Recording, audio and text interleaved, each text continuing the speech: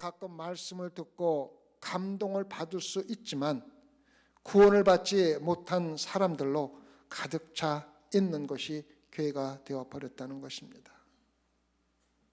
마가복음 4장에서 예수님은 복음의 씨를 뿌리는 비유로 설명을 하셨습니다. 4가지 종류를 우리에게 이야기해 줬습니다. 길가에 뿌려진 씨가 있는가 하면 돌밭에 뿌려진 씨앗이 있고 가시떨기에 떨어진 씨앗이 있고 좋은 땅에 떨어진 씨앗이 있다고 비유로 말씀을 하셨습니다. 길가에 떨어진 씨앗은 사단이 와서 즉시로 씨앗을 먹어버리기 때문에 싹을 틀 여유가 없습니다. 돌밭에 뿌려진 씨앗은 열심히 살아나가다 뿌리를 내려보니까 그 밑에 돌이 있습니다. 돌은 세상에 환난이나 핍박이나 여러 가지가 왔을 적에 씨앗이 죽어버리는 것입니다. 가시떨기에 뿌려진 씨앗은 잘 자라다가 세상의 걱정이나 세상의 염려로 씨앗이 완전히 점령당해서 결국은 죽어가는 것을 우리가 볼 수가 있습니다. 그리고 좋은 땅에 뿌려진 씨앗이 있다고 예수님께서 비유로 말씀하셨습니다. 그래서 오늘 아침에는 이 예수님의 비유를 시간적으로 한번 생각을 해보고 싶습니다. 시간에 따라서 복음의 씨를 받아들이고 6개월 동안 정말 열심히 신앙생활을 하고 헌신을 하고 헌금을 하다가 6개월이 지나서 나는 하나님이 있는지조차도 모릅니다라고 떠나는 사람이 있습니다. 10년 동안 열심히 주님을 섬기다 새벽 예배, 철야 예배, 또 대예배뿐만 아니라 헌금을 많이 하고 교회에서 열심히 일하던 사람이 10년 후에 나는 하나님이 있는지 모르겠습니다라고 교회를 떠나는 사람들이 많이 있습니다. 어떤 사람들은 평생을 신앙생활 하다가 죽을 때 예수 그리스도를 떠나는 사람들도 있다는 것을 우리가 많이 볼 수가 있습니다. 그리스도가 나와 함께 있다는 것을 실질적으로 깨닫지 못하고 종교 생활을 하다가 결국은 예수 그리스도를 떠나는 것을 우리에게 이야기해 주고 있습니다. 우리는 교회에 와서 아니면 예수 그리스도를 받아들이기 위해서 회개 기도를 하기도 합니다.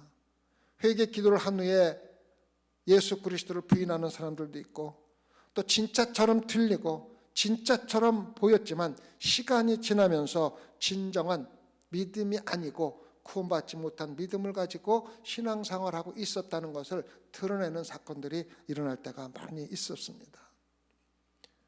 어떤 사람은 10년 동안 교회를 다니면서 주일학교 선생을 하고 또 정말로 진실된 회개 기도를 하고 하나님을 깊이 알고 있다고 생각하면서 섬기던 사람이 10년 후에 내가 실질적으로 예수 그리스도를 알지 못하고 열심히 했습니다라고 고백하고 이 교회를 떠나는 사람들도 많이 있다는 것을 우리가 볼 수가 있습니다. 교회는 회개의 기도는 드렸지만 성결한 삶을 살지 않는 사람들로 가득 차 있습니다. 예수 그리스도를 받아들인다고 고백을 하고서도 나는 예수 그리스도를 믿습니다라고 고백하고 나는 어렸을 적부터 예수 그리스도를 믿어왔습니다라고 고백하고 나서도 시간이 흘러서 지금은 아무것도 아닌 것처럼 살아가는 사람들이 참으로 많이 있다는 것입니다. 10년, 2년, 심지어는 5분 동안이라도 좋은 토양을 가지고 있었지만 세월이 지나가면서 위에 덮여있던 좋은 토양이 씻겨 내려가면서 자기가 진정으로 예수 그리스도를 받아들이지 않았다는 것을 나타내는 것이 그런 것을 많이 볼 수가 있습니다. 그래서 구원을 받았다는 유익을 얻기 위해서 회개 기도를 드리고 교회를 열심히 하는 사람들이 교회에 가득 찼다는 것은 여러분과 제가 잘 알고 있는 사실입니다. 우리가 세상에 살아가면서 화재 보험을 들고 자동차 보험을 들고 의료 보험을 들듯이 내가 영생에 대한 보험을 들기 위해서 교회에 나가고 구원에 대한 기도를 하고 교회 봉사를 하는 사람들이 많이 있다는 것입니다. 많은 사람들이 여전히 교회에 다니고 있지만 그 아래를 보면은 자갈이 뭉쳐져 있고 가시덤불이 있어서 언젠가는 교회를 떠나게 된다는 것입니다. 그들은 교회를 하나의 목적을 가지고 다니고 있습니다. 어떤 사람들은 명성을 얻기고 내가 교회에 다니기 때문에 거룩한 사람이라는 사람들로부터 그러한 대접을 받기 위해서 다니는 사람들이 있고, 영적인 활동조차도 자기가 자기 자신을 나타내기 위한 도구로 사용할 때가 많이 있다는 것입니다. 심지어는 교회에 다니면서 열심히 간증을 하지만은 그 간증 가운데서는 나 자신을 나타내려고 하는 숨어있는 뜻이 있다는 것을 우리가 많이 알고 있습니다. 기도하는 것조차도 내가 원하는 것을 하나님으로부터 얻으려고 하는 그러한 이기적인 마음을 가지고 기도하는 사람이 얼마나 많습니까? TV에서 목사가 열심히 설교를 하고 기도를 합니다. 우리에게 하나님께 더 가까이 갈 수 있는 기회를 허락해 주시옵소서. 그래서 우리가 하나님으로부터 더 많은 것을 받을 수 있게 허락해 주시옵소서라고 기도하는 사람들이 얼마나 많이 있습니까? 그들은 교회가 있지만, 교회에 다니고 있지만 기독교는 없습니다. 기독교는 없습니다. 오늘날까지도 그들의 입술에서는 하나님을 부르짖고 축복을 이야기하지만 하나님은 그들의 삶과 아무런 상관이 없이 살아가고 있는 사람들이 교회에 가득 찼다는 것입니다. 그들은 하나님의 말씀이나 하나님의 성품이나 하나님의 뜻에 대해서는 뚜렷한 갈망이 없이 자기가 교회에 다니는 목적을 달성하기 위한 이유 단 하나를 가지고 교회를 다닐 때가 많이 있습니다.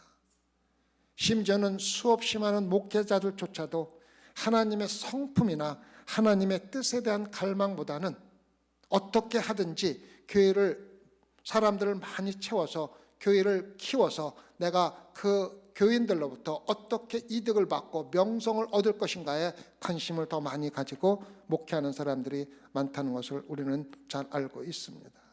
그래서 사도 요한은 사람들이 교회를 열심히 다니다가 교회를 떠나는 사람들에 대한 질문을 받습니다. 그들이 진정으로 구원을 받았습니까? 지금까지 열심히 교회를 다니고 열심히 신앙생활을 하던 사람이 교회를 떠날 때 그 사람들이 도대체 구원을 받은 것이냐라는 질문을 받고 성령의 감동으로 요한일서 2장 19절에서 이렇게 대답을 합니다. 저희가 우리에게서 나갔으나 우리에게 속하지 아니하였나니 만일 우리에게 속하였다면 우리와 함께 거하였으려니와 저희가 나간 것은 다 우리에게 속하지 아니함을 나타내려 함이라고 이야기했어요. 결국은 그 사람들은 구원받은 적이 전혀 없었던 사람이라는 것을 우리에게 이야기해 주고 있습니다. 예수 그리스도의 지체라는 교회에 들어와 있었지만 실질적으로 예수 그리스도의 지체의 일부가 되어 있지 못했기 때문에 그 사람들이 교회에서 나가고 들어오는 것과 예수 그리스도의 지체와는 아무런 상관이 없는 그러한 사람들이었다는 것을 사도 요한이 우리에게 이야기해 주고 있습니다. 참된 회개가 없는 기독교 또한 단순히 교회라는 실체가 드러나는 것입니다. 기독교의 실체나 교회의 껍데기가 시간에 따라서 알려지는 것은 시간 문제라는 것입니다. 영원하지가 않다는 것입니다. 소망교회 다니는 성도 여러분은 우리가 정말 정신을 똑바로 차리고 신앙생활 해야만 합니다. 교회와 기독교와는 전혀 다른 두 가지 문제입니다.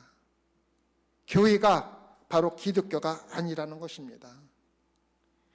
교인과 그리스도인은 전혀 다른 두 다른 종류의 사람이라는 것입니다. 하나는 종교적이고 또 하나는 구원이 있는 것입니다. 다 성실하게 보이고 다 거룩해 보이지만 하나는 구원을 받고 하나는 구원을 받지 못했다는 것입니다.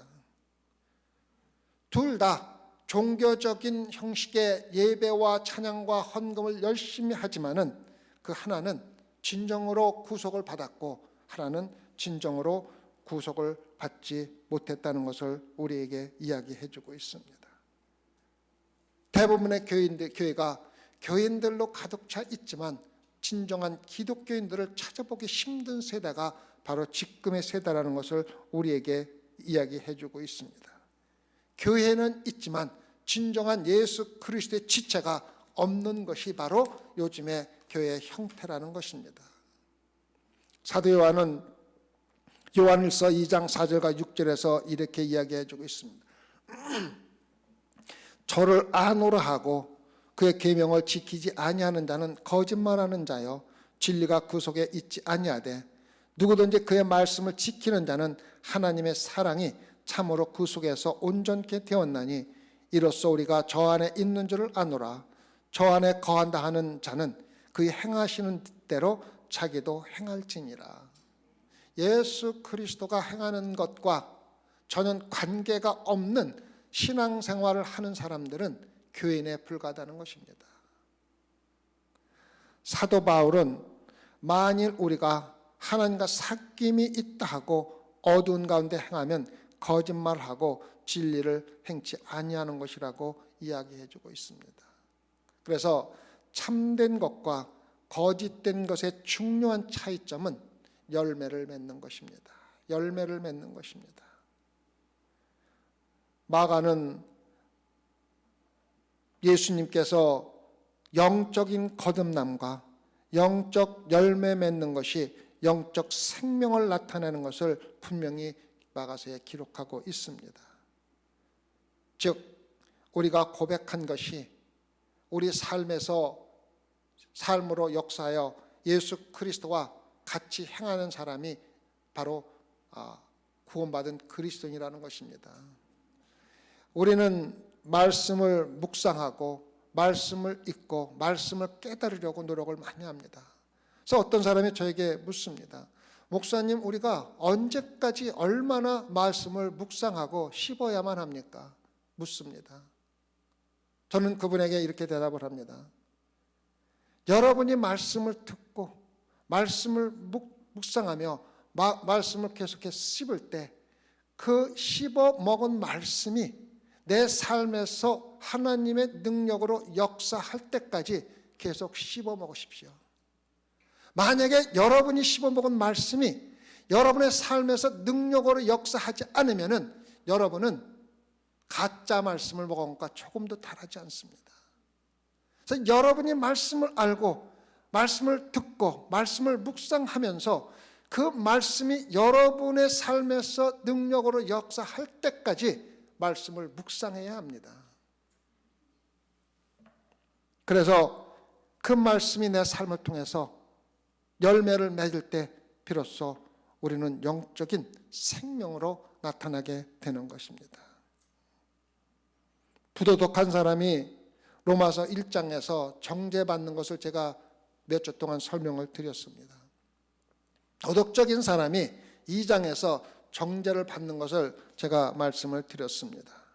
이제 종교적인 사람도 열심히 종교 생활하는 사람도 그와 함께 정죄를 받는다는 것을 사도 바울이 여러분과 저에게 이야기해 주고 있는 것입니다.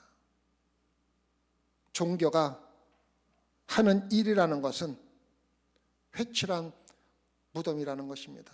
그 겉에다가 계속해서 아름답게 꾸미고 첨탐을 쌓고 교회를 아름답게 꾸미고 엄청난 찬양대와 오케스트라와 모든 치신 장비를 통해서 아름답게 꾸미는 회칠한 무덤의 일을 이야기하고 있다는 것입니다. 그들은 시체에 화장하는 전문가들이라고 이야기를 하고 있는 것입니다. 거룩하게 보이게 만들기 위해서 온갖 방법과 수단을 아끼지 않는 사람들이 바로 교회를 섬기고 있다는 것입니다. 그들은 살아있고 생명을 줄 수 있는 것처럼 보이지만은 그 아래에서는 오직 죽은 시체로 가득 차 있다는 것을 예수 그리스도가 유대인들에게 이야기한 것뿐만 아니라 여러분과 저에게, 요즘 교회에게 이야기를 하고 있는 것입니다.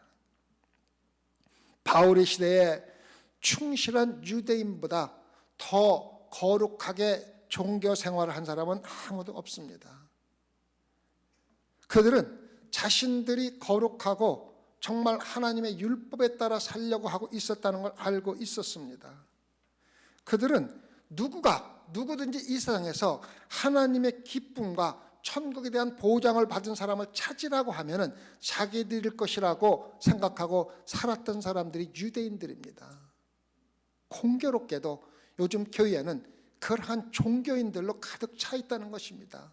나는 누구보다도 하나님 나라에 갈 자격이 있고, 나는 그렇게 일을 열심히 하고 많은 헌금을 하고 예배에 참석하고 있기 때문에 나는 반드시 천국에 갈 것이라는 확신을 가지고 종교 행위를 하는 사람들이 교회에 가득 찼다는 것을 다시 한번 확인시켜 주는 것입니다.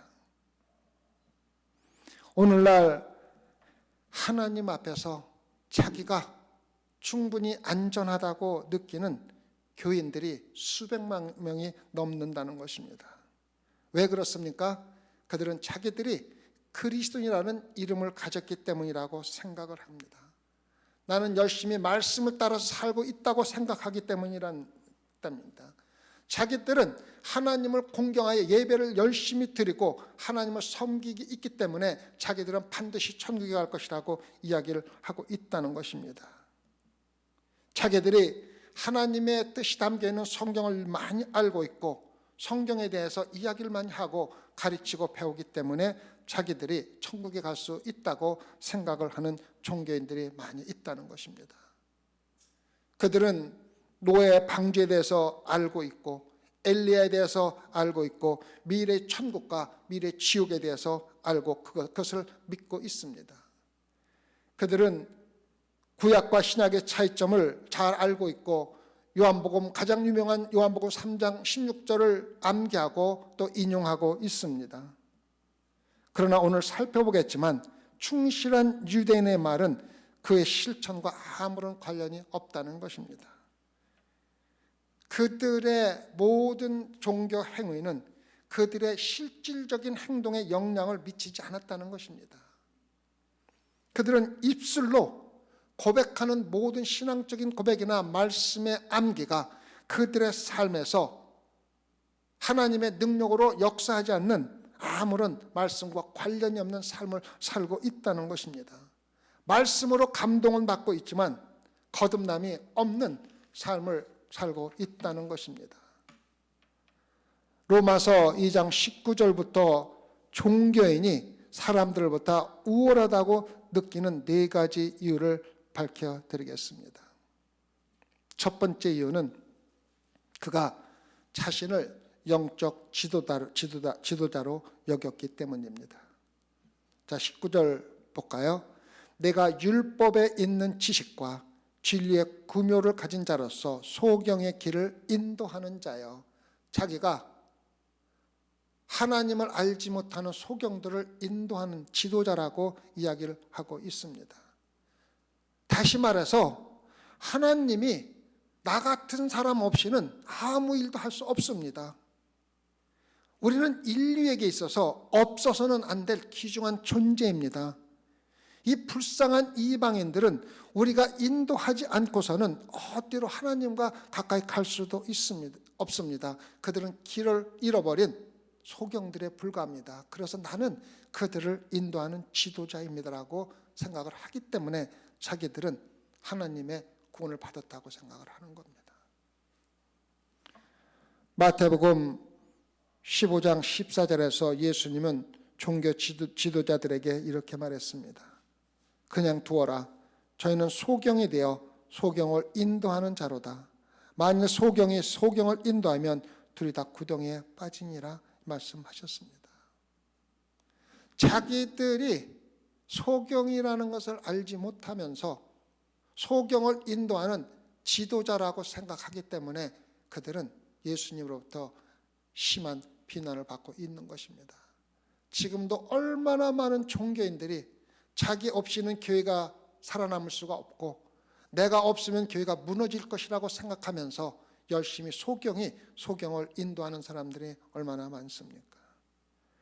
마태복음 23장에서 주님은 바리새인들에게 이렇게 이야기했습니다. 17절에서 우맹이여 소경들이여 어느 것이 크뇨 그 금이냐 금을 거룩하게 하게 하는 성전이냐.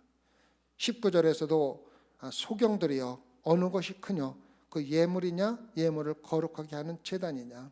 26절에서도 소경된 바리새나 너는 먼저 안을 깨끗이 하라 그리하면 겉도 깨끗하리라. 사도 바울은 고린도 4장 4절에서 똑같은 말을 이야기합니다. 그 중에 이 세상 신이 믿지 않는 자들의 마음을 혼미케 하여 그리스도의 영광의 복음의 광채를 비추지 못하게 하매니 그리스도는 하나님의 형상이니라. 예수 그리스도를 알지 못하고 살아가는 유대인들이 이방인들을 인도하는 지도자라고 생각하면서 나는 하나님의 귀중한 일을 하고 있기 때문에 나는 하나님으로부터 택함을 받은 훌륭한 종견이라고 주장을 했던 것입니다. 두 번째는 그들 자신이 밝은 빛의 근원이라고 생각을 했습니다. 로마서 2장 19절 후반절을 보면은 어둠에 있는 자의 빛이요. 자기들이 어둠에 있는 자의 빛이라고 이야기해요. 자기들이 빛의 근원이라고 생각하면서 하나님이 우리 없이는 세상에서 빛을 밝힐 수가 없다고 생각한 사람들이 바로 유대인들입니다. 유대 민족을 통해서 세상에 선지서와 아가서와 시편을 주셨고 유대인 처녀인 마리아의 몸에서 메시아가 태어난 것은 사실입니다. 그 나라를 통해서 하나님은 이사야서 42장 6절에서 말씀한 세상에 빛이 주어질 것이라고 말한 것도 약속한 것도 틀림이 없습니다. 하지만 그들이 빛으로 오신 예수 그리스도를 알지 못하고 예수 그리스도 메시아를 십자가에 죽인 소경들이 아닙니까? 그들이 세상의 빛의 근원이 아니라 예수 그리스도가 세상의 빛의 근원으로 오셨는데 그것을 깨닫지 못하고 예수 그리스도를 죽인 소경들이 자기들은 하나님으로부터 택함을 받았고 하나님은 나 없이는 아무것도 할 수 없는 훌륭한 종교인이라고 주장을 하고 있는 것입니다. 예수 그리스도를 거부하는 오늘날의 세상은 자신들이 깨달음을 얻었다고 주장하고 있지만은 스스로 어둠 속에 걸어가면서 다른 사람을 인도한다고 생각하는 자기들이 세상의 빛이라고 생각하는 사람들이 많이 있다는 것입니다. 세 번째, 충실한 유대인이 우월감을 느꼈던 세 번째 이유는 자신을 도덕적인 기준으로 생각을 했습니다. 자기들이 살아가는 것이 하나님이 원하는 도덕의 기준이라고 생각을 했던 것입니다. 20절 같이 볼까요?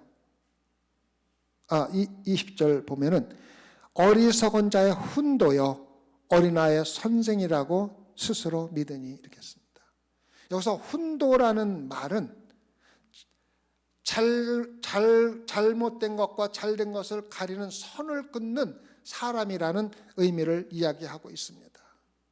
자, 우리가 축구 시합을 합니다. 축구 시합을 하면은 축구 시합을 하기 전에 우리가 네모따랗게 선을 그어놓고 공이 그 선 밖으로 나가면 아웃이라고 얘기를 합니다. 그래서 심판이 어떤 사람이 마지막으로 공을 만져서 밖에 나갔는 것을 결정해서 그 다른 편에다가 공을 던져서 안으로 집어넣도록 이야기를 합니다. 그런데 그리스도인 유대인들은 자기들이 그 선을, 축구장에 있는 선을 그릴 수 있는 그러한 권한을 가지고 있으며 그 선을 그리면서 살아가고 있는 사람들이라고 생각을 했다는 것입니다. 그래서 자기들이 하나님이 정해준 이 세상의 심판관이라고 생각했기 때문에 자기들은 누구보다도 우월하며 하나님이 내가 없이는 세상의 도덕을, 옳고 그른 것을 가릴 수 있는 방법이 없다고 이야기하고 있다는 것입니다. 그래서 누군가 잘못할 때 당신이 잘못했어 라고 이야기할 수 있는 사람은 자기들 뿐이라고 생각을 했다는 것입니다. 요즘에 이런 종교들이 얼마나 많습니까? 자기는 자기들이 아무것도 알지 못하는 소경이면서 다른 사람이 선을 넘었으면, 자기가 기준했던 선을 넘었으면 당신은 잘못됐습니다라고 이야기하면서 자기가 마치 도덕의 선을 그리며 훈도로 살아가고 있는 사람들이 얼마나 많은 종교인들이 있느냐고 제가 묻고 있는 것입니다. 선을 그을 수 있는 사람들은 예수 그리스도밖에 없습니다. 여러분과 저는 그 선 안에서 예수 그리스도가 정해진 규칙에 따라서 경기를 했을 뿐이지 우리가 선을 그릴 수 있는 권한은 없다는 것입니다. 그런데 너무나 많은 종교인들이 그 선을 마음대로 그려가면서 사람들을 정죄하고 살아가고 있다는 것을 우리가 알아야 한다는 것입니다. 네 번째, 신실한 유대인이 우월하고 여겼던 네 번째는 자신들이 지혜의 샘이라고 느꼈기 때문이라고 얘기합니다. 20절을 다시 볼까요? 어리석은 자의 훈도여 어린아이의 선생이라고 스스로 믿으니, 어린아이의 선생이라고 스스로 믿으니, 자기들이 사람들을 다 가르칠 수 있는 모든 지혜를 가지고 있는 지혜의 샘이라고 여겼다는 것입니다. 여기서 어린아이라는 말은 다른 종교를 믿다가 유대교로 개종한 이방인을 가리키고 있는 것입니다. 그들은 이방인 개종자 또는 하나님을 두려워하는 사람이라고 그 당시에 불리웠습니다. 그래서 이 사람들은 이방 우상 숭배를 버리고 이스라엘 참 하나님을 따르기로 결정하고 따르는 사람들이었습니다. 그래서 그들은 유대교의 가르침이 필요했습니다. 그들은 하나님의 율법인 토라나 모세의 율법에 대해서 전혀 아는 것이 없었기 때문에 그들은 그것을 배워야 했던 것입니다. 문제는 뭐냐면은 유대인 종교 지도자들이 그들에게 참된 하나님의 말씀을 가르치는 것보다는 자기들의 유대인들의 교리를 가르치고 거룩하고 사랑이 많으신 하나님과 참된 관계가 아무것도 없는 의식만을 그들에게 소개했다는 것입니다. 그래서 어린아이라고 친하는 이방 종교 우상을 숭배하다 참된 여호와 하나님을 믿겠다고 나온 사람들이 참된 하나님을 알지 못하고 유대인들의 율법과 유대인들의 관습과 유대인들의 의식만을 배워서 그렇게 신앙생활을 하게 되었다는 것을 우리에게 이야기해 주고 있습니다. 그래서 실질적으로 개종자들은 옛날에 우상을 숭배하는 것보다도 더 심하게 보이지 않게 우상을 숭배하면서 자기들은 여호와 하나님을 믿고 있다고 살아갔다는 것입니다. 예수 그리스도께서 마태복음 23장 15절에서 화 있을진저 외식하는 서기관들과 바리새인들이여 너희는 교인 하나를 얻기 위하여 바다와 육지를 두루 다니다가 생기면 너희보다 배나 더 지옥 자식에 되게 하는도다. 똑같은 짓을 하고 있는 겁니다. 다니다가 예수 그리스도를 믿게 만든다고 사람들을 개종시켜서 그들이 예수 그리스도를 안 믿을 때보다도 더 악하게 만들어보는, 가르친다고 하면서 더 악하게 만들어보는 지옥의 자식으로 만드는 것이 바로 종교인들의 모습이라는 것을 우리에게 이야기해주고 있습니다. 얼마나 많은 사람들이 성경에 대한 진리를 알고 하나님의 율법을 알고 주일학교에서 가르치고 세상 사람들이 제멋대로 하는 것을 염려하면서 살아가기 때문에 자기가 세상의 나머지 사람들보다 충실한 종교인이며 충실한 크리스천이라고 생각하면서 살아가고 있느냐고 우리에게 묻고 있는 것입니다. 우리가 반드시 알아야 될 것은 우리가 진실된 예수 그리스도의 말씀의 지혜가 많이 들어오면 들어올수록 여러분과 저는 더욱더 겸손해질 수밖에 없다는 것입니다. 그런데 종교인들은 그것이 마치 자기들의 자부심인 것처럼 생각하며 사람들을 자기 마음대로 가르치면서 그들을 지옥 자식이 되게 만든다고 예수님께서 꾸중을 하고 있는 것입니다. 그들은 도덕적인 기준과 종교적인 기준은 알고 있었지만 하나님을 전혀 모르고 있었다는 것입니다. 훌륭한 종교인으로 살아가고 있었다는 것입니다. 그들은 종교적이지만 구원을 받지 못했다는 것입니다. 내가 속으면서 신앙생활을 하고 있는지 어떻게 알 수가 있습니까? 내가 참으로 구원을 받았는지 알아보기 위해서 내 믿음을 어떻게 점검할 수가 있습니까?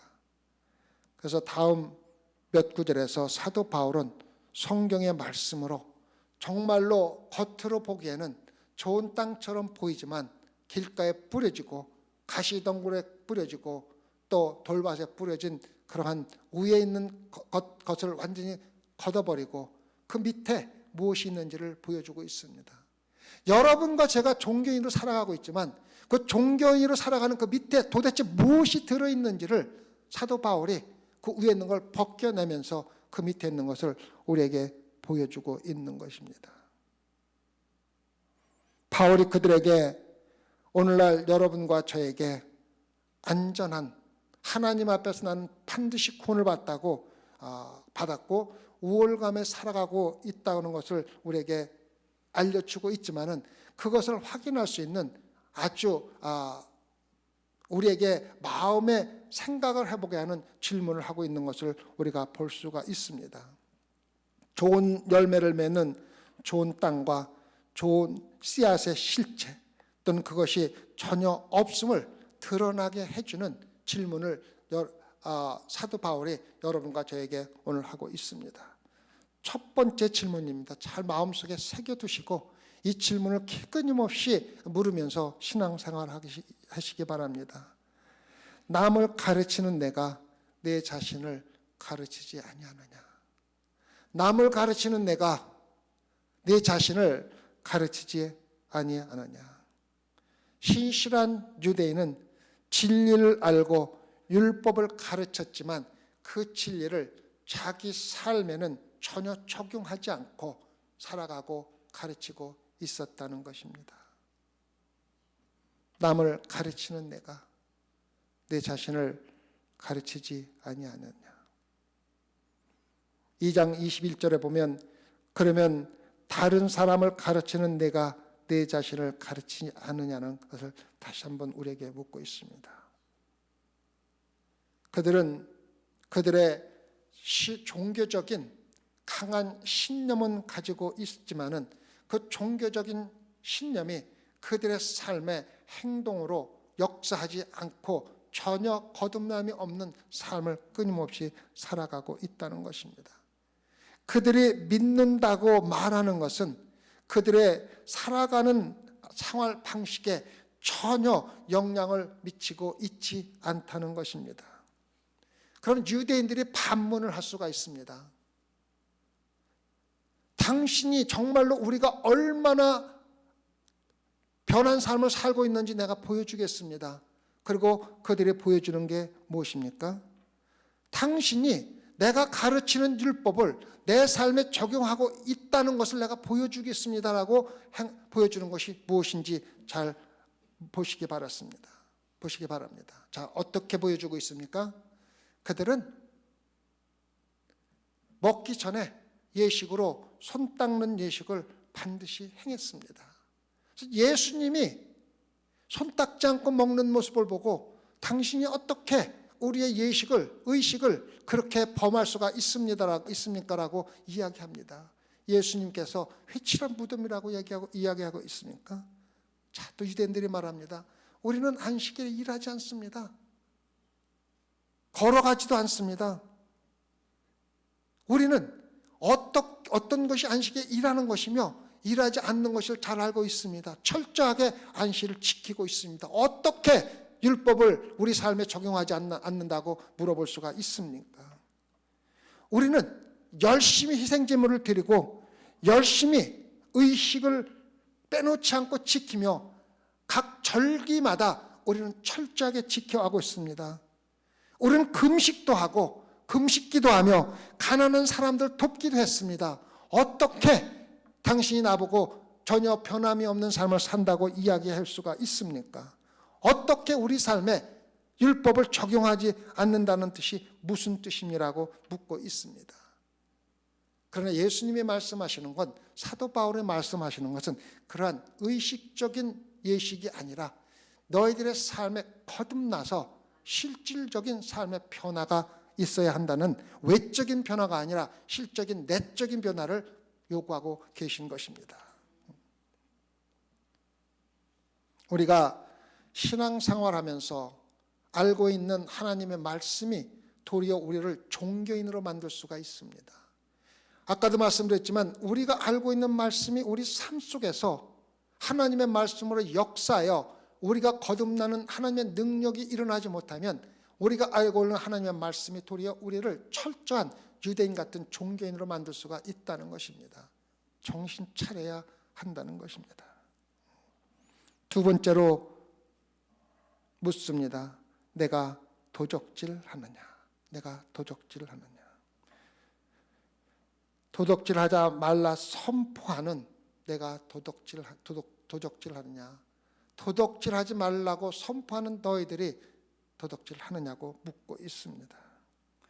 예수님께서는 당신들은 도적입니다라고 묻지 않습니다. 우리 양심에, 여러분과 저희 양심에 내가 도적질을 한 적이 있는가? 다시 한번 물어볼 수 있는 그러한 의심을 가질 수 있는 기회를 주고 있습니다. 다시 말하면 내가 양심의 가책을 받을 수 있는지 없는지를 스스로 대답하도록 이야기하고 있는 것입니다. 예수님께서는 이미 하나님 아버지의 집이 기도하는 집이어야 할 때 강도의 소굴로 만든 것에 대해서 그들을 정죄했습니다. 여러분은 그것을 안다고 주장하면서 그릇이라는 이름을 주장하면서 동시에 도적질을 하고 있지는 않습니까?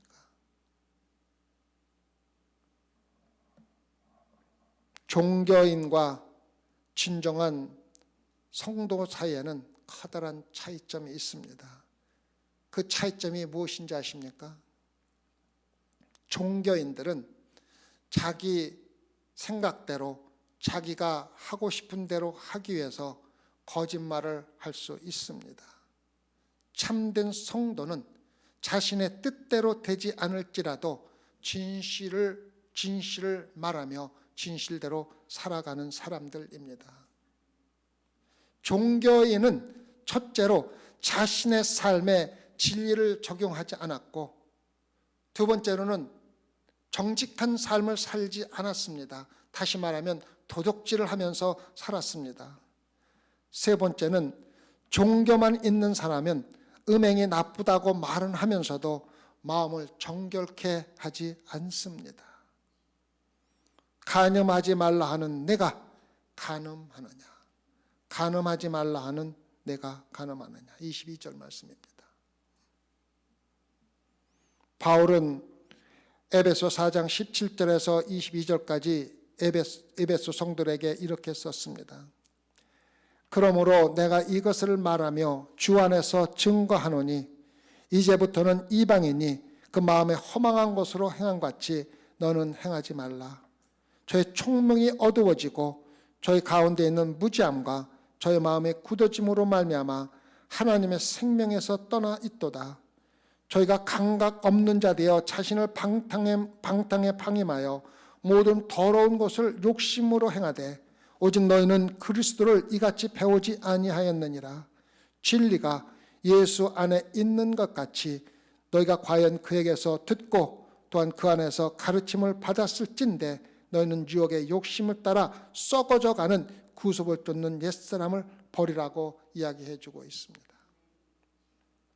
다시 말해서 믿지 않는 세상의 중요한 특징들은 성적인 방종과 성적인 성취에 완전히 노출되어 있는 것을 이야기합니다.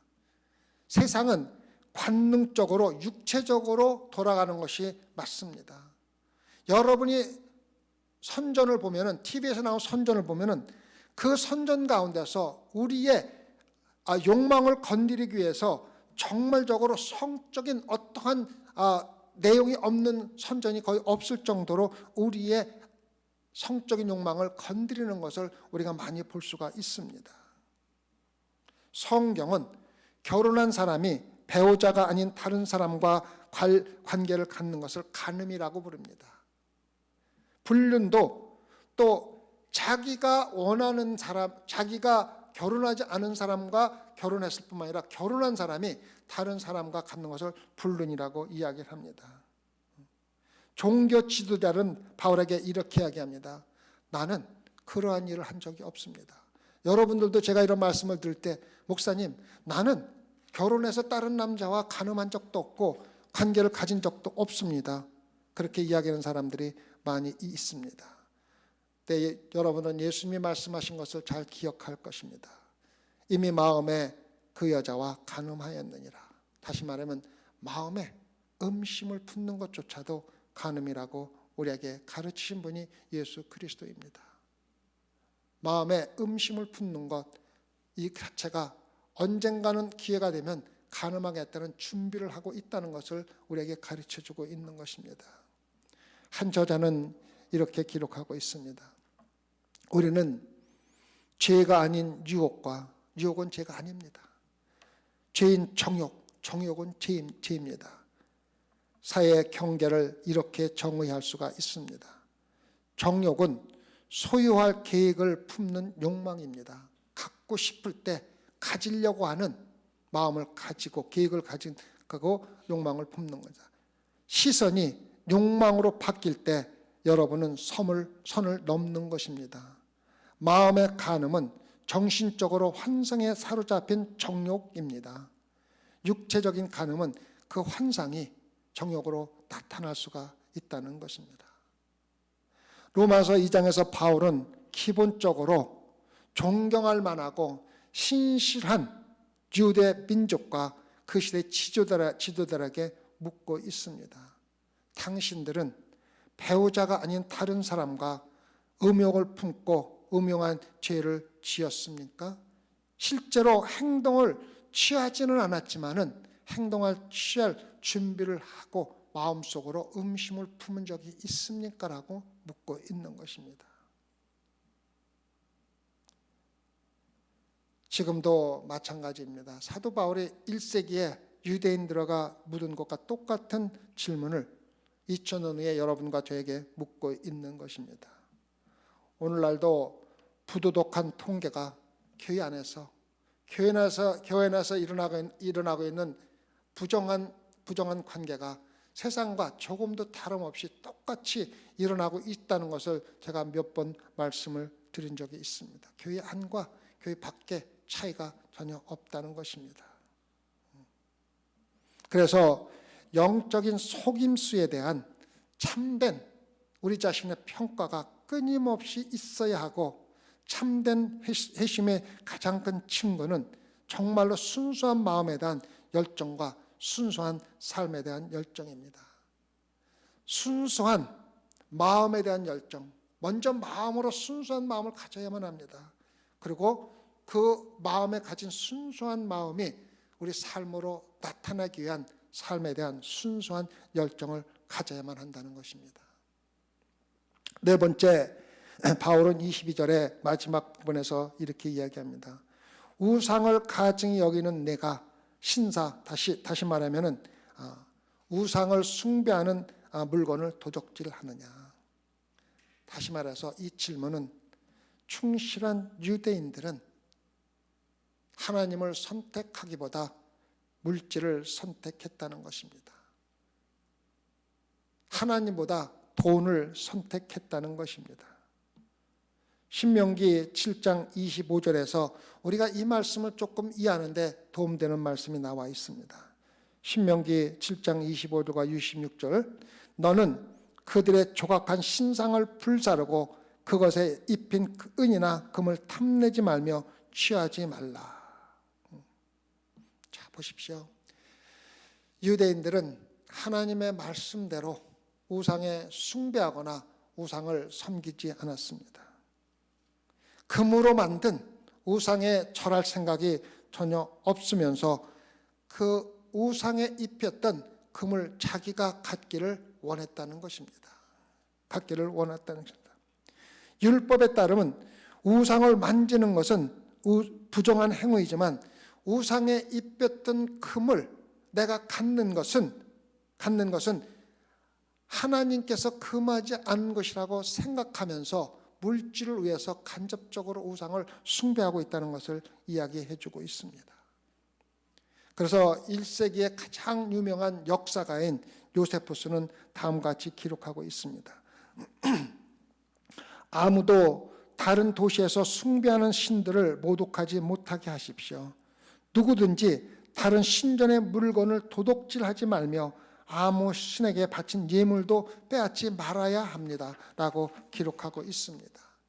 유대인들은 자기들이 우상을 만들어서 숭배하고 있지는 않지만 실질적으로 우상을 만드는 데 사용했던 기중품들을 가지고 그것을 사용해서 돈에 대한 욕심을 가지고 있었다는 것을 우리에게 이야기해 주고 있습니다. 유대 민족은 우상을 물질적인 목적으로 사용했다는 것입니다. 신들을 녹여서 금과 은을 착취해서 자기들의 개인적인 부를 축적하는 데 사용했다는 것을 이야기해 주고 있습니다. 또 이 사람들은 이교도 사원에서 훔친 물건을 거래하고 있었습니다.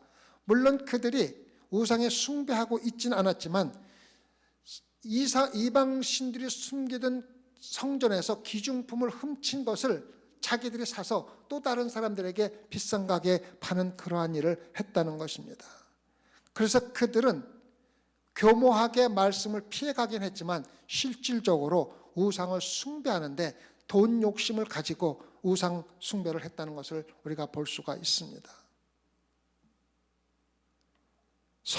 성품보다는 하나님의 성품을 개발하는 것보다는 상업에 더 문제를 가지고 있었다는 것입니다. 다시 말하면 돈이 하나님보다 그들에게 더 중요했다는 것입니다. 종교인의 특징은 돈이나 하나님 둘 중에 하나를 선택하라 할 때 항상 돈을 선택합니다. 사업을 선택할 것인지 신앙을 선택할 것인지를 결정할 때 항상 사업을 선택합니다. 화려한 경력을 선택할 것인지 하나님의 성품을 선택할 것인지를 선택할 적에 항상 자기의 화려한 경력을 선택한다는 것입니다. 그래서 돈이나 사업이나 개인의 화려한 경력은 항상 하나님과의 경쟁에서 승리하는 사람들이 바로 종교인들입니다. 상업, 탐욕, 물질주의는 종교인이 거듭나지 않은 것을 근본적으로 나타내고 있는 것이며 이기적인 마음을 표시하는 것이라고 우리에게 이야기해 주고 있습니다. 그래서 제가 묻고 싶은 것은 여러분은 그리스도와 그분의 사역을 위해서 얼마를 바쳤습니까? 내 자신을 위해서 얼마를 사용했습니까? 바울은 사실상 여러분에게 여러분이 가지고 있는 물질을 어떻게 사용하느냐가 종교인과 구속받은 자를 구별하는 가장 드러나는 특징 중에 하나라고 여러분과 저에게 이야기해 주고 있습니다. 제가 목회를 하면서 가장 걱정, 근심이 되는 것은 교회가 어떻게 재정적으로 살아남을 것인가, 아니면 얼마나 많은 헌금을 거둬들일 것인가 아니라 소망교회에 얼마나 참된 성도들이 있는가가 가장 저를 근심 걱정하게 만듭니다. 오늘 아침에도 이 말씀을 준비하면서 제가 우리 교인들을 쭉 살펴보면서 누가 참된 성도로 구원받은가를 생각할 적에 내 마음이 찢어지는 것을 느낄 수밖에 없습니다. 없어요. 없어요. 얼마 되지 않습니다. 10%가 구원받았습니까? 5%가 구원받았습니까? 열심히 종교인의 삶을 살고 있습니까? 거듭나 구원받은 신앙생활을 하고 있습니까? 여러분은 지금까지 사도 바울이 유대인들에게 한 대답 중에서 몇 개를 대답해 보셨습니까? 그리고 그 가운데서 몇 개가 내가 참된 그리스도인이요 종교인이 아니라는 것을 증거해 줄 수가 있습니까? 여러분이 종교인으로 열심히 살아가고 있지만 그 종교인의 삶 바로 밑에는 썩어가는 시체가 있다는 것을 깨달으라는 것입니다. 언젠가 훌륭하고 종교적인 토양이 사라질 때 그 밑에서 내가 아무것도 아닌 불신자에 불과했다는 것이 드러날 때가 있다는 것입니다. 여러분이 가지고 있다고 말하는 믿음이 전혀 참 믿음이 아니었다는 것이 드러날 때가 있다는 것입니다.